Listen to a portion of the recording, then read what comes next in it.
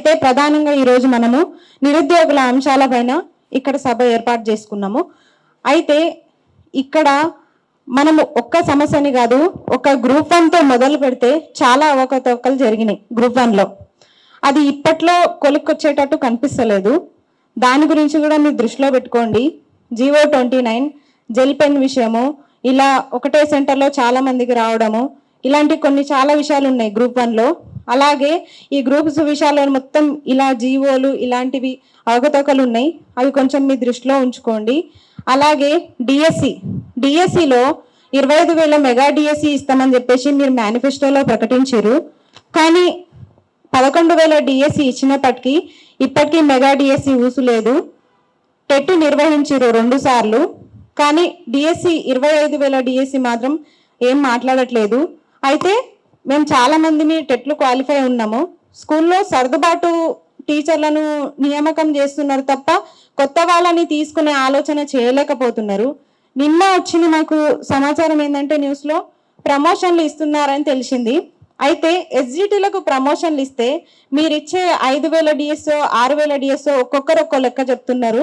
అయితే ఆ డిఎస్సిలో స్కూల్ అసిస్టెంట్ పోస్టులు అనేవి చాలా తగ్గుతాయి. అసలు మాకు పోస్టులు లేకపోయినా ఆశ్చర్యం లేదు. దాని ద్వారా లక్షల్లో బిఎడ్ చేసిన అభ్యర్థులు చాలా నష్టపోయే అవకాశం ఉంటుంది. ఇంకొకటి గురుకుల, మేము గత 2 సంవత్సరాలుగా గురుకులాల్లో చాలా ఇబ్బందులు పడుతున్నాము.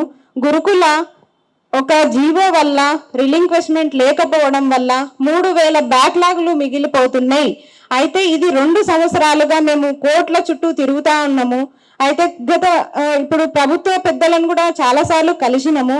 అయినా సరే ఇప్పటికీ ఎలాంటి సమాధానం లేదు. మాకు చేస్తాం అంటున్నారే తప్ప ఇప్పటి వరకు ఎలాంటి సమాధానం లేదు. కోర్టులోనే ఉంది మా కేసు ఇప్పటికీ.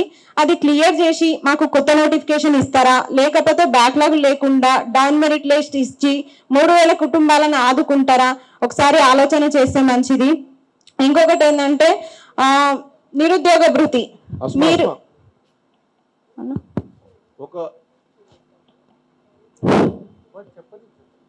ఒక ప్రాబ్లం గురించి స్పెసిఫిక్గా చెప్పు. జీవో 29 ఉంటే దానివల్ల ప్రాబ్లమ్స్ ఏంటి ఒక్కొక్కరు ఒకటి చెప్పండి. చెప్పనివ్వండి, అందరు మాట్లాడతారు కదా, అదే అందరికి అవకాశం కావాలి, మాట్లాడండి. మాట్లాడమంటారా వద్దంటారా? మాట్లాడు. చెప్పు తల్లి, ఏంగా చెప్పు.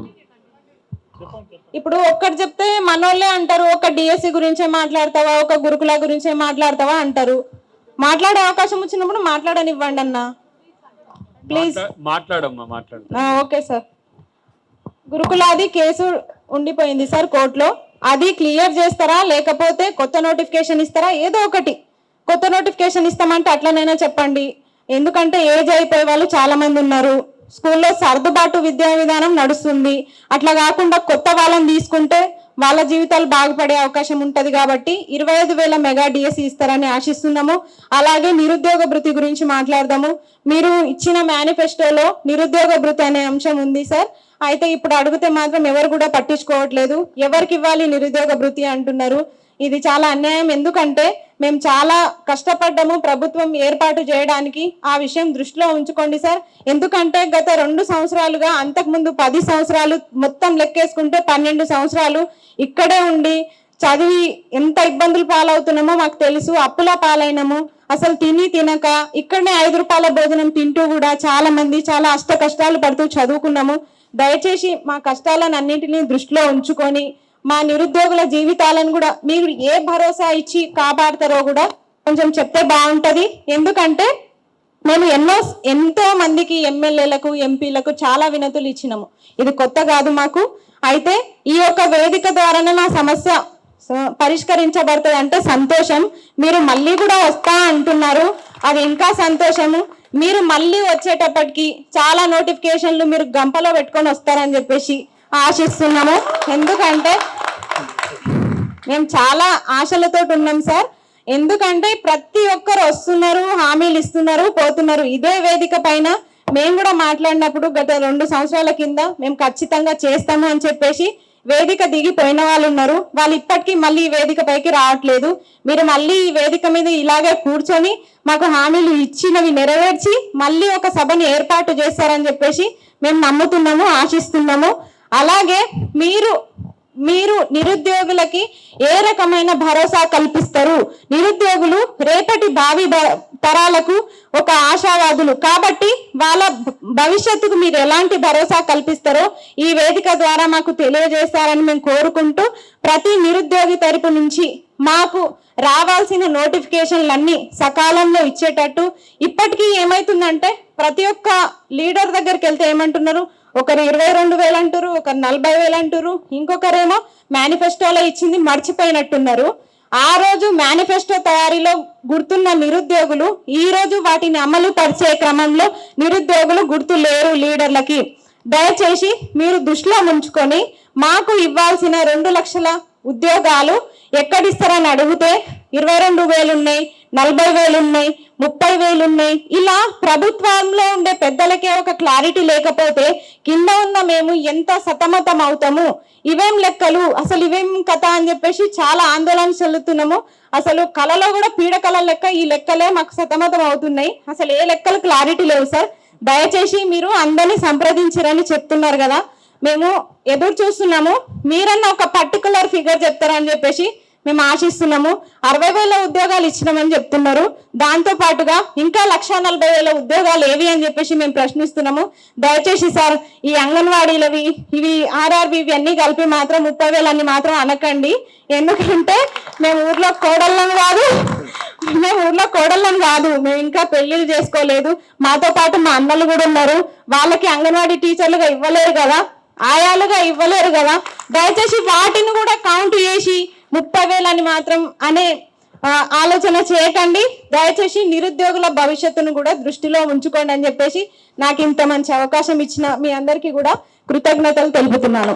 ఎంతో ఎగ్జాక్ట్ గా ఎప్పుడైతే తెలంగాణ మూమెంట్ స్టార్ట్ అయిందో అప్పుడప్పుడే మేము ఎగిసి పడుతున్న వలల్లాగా ఆ తెలంగాణ మూమెంట్ లో పాల్గొని మా తెలంగాణ మాకు వచ్చిందని ఎగ్జాక్ట్ గా ఎప్పుడైతే తెలంగాణ 2014 జూన్ 2న వచ్చిందో అప్పటికే దాదాపుగా మా యూత్, ఇప్పుడున్న యూత్ ఎక్కడైతే పోరాటం చేస్తున్నారో వాళ్ళు మన తెలంగాణ మనకు వచ్చింది కదా, మన నిధులు మన నియామకాలు మనకు అన్ని వచ్చినాయి కదా, సో ఇంకా నోటిఫికేషన్స్ ఇంకా నియామకాలు చేపడతాయని అప్పటి నుంచే కొన్ని గ్రూప్స్ నోటిఫికేషన్ తీసుకున్నప్పుడు కూడా గత ప్రభుత్వం కొన్ని తప్పిదాల వల్ల ఒకటేసారి భారీ నోటిఫికేషన్ అంటే గిన్నిస్ బుక్ రికార్డులో ఎక్కేటట్టుగా 2022 డిసెంబర్ వరకు భారీ నోటిఫికేషన్ అని గ్రూప్ 1, గ్రూప్ 2, గ్రూప్ 3 అదేవిధంగా ఏఈ, జేఈ అన్ని పెట్టి అందులో జరిగిన అవకాశాలు అందరికీ తెలుసు, అందరికీ జరిగిన విషయం.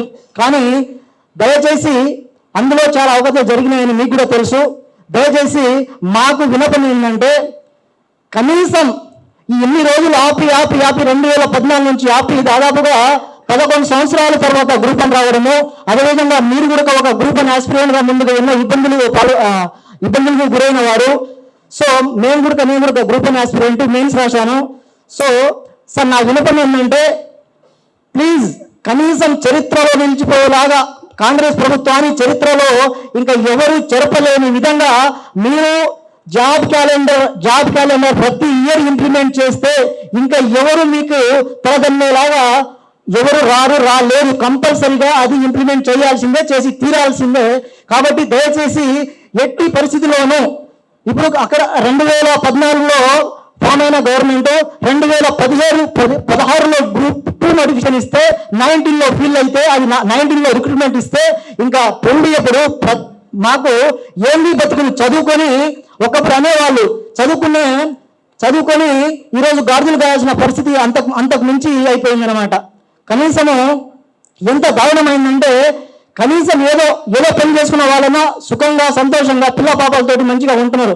చదువుకున్న పాపానికి ఈరోజు ఈ ఉద్యోగమో లేకుంటే డిఎస్సీనో గ్రూప్ 1నో గ్రూప్ 2నో లేదా గ్రూప్ 4 ఏదో ఒకటి వస్తే కానీ తపనతోటి ఎంతో ఈ లైబ్రరీలో చాలా కష్టపడి చాలా రోజులుగా కష్టపడతా ఉన్నాం.